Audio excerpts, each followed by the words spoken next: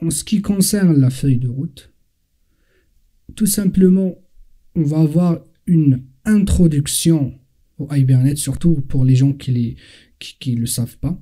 Donc, ce que c'est Hibernate réellement. Les avantages que Hibernate va nous apporter. Des exemples de code afin que vous puissiez comparer un code avec et sans Hibernate.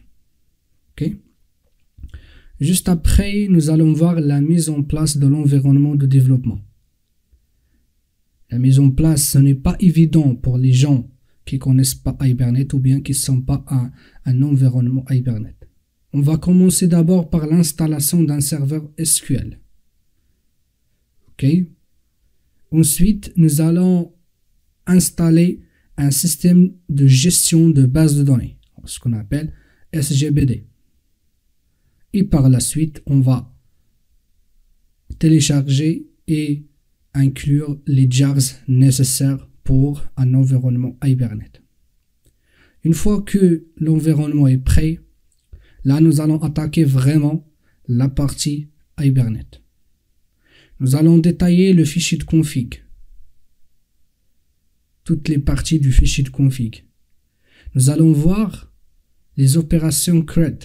CRUD pour Create, Read, Updates en Hibernate.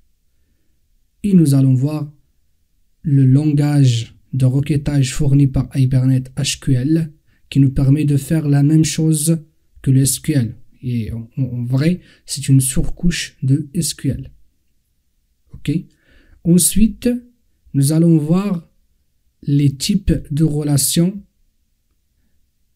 que Hibernate nous fournit et surtout comment les implémenter en Hibernate. Ok. Nous allons voir le one-to-one, le one-to-many, le many-to-one et le many-to-many. Ok. Peut-être certaines notions vous apparaissent à ce moment-là flou, mais assurez-vous, vraiment, à la fin du cours, vous allez tout comprendre. Si vous revenez à cette feuille de route à la fin du cours, vous allez voir que tout ça, vous allez tout comprendre. Ok? Très bien.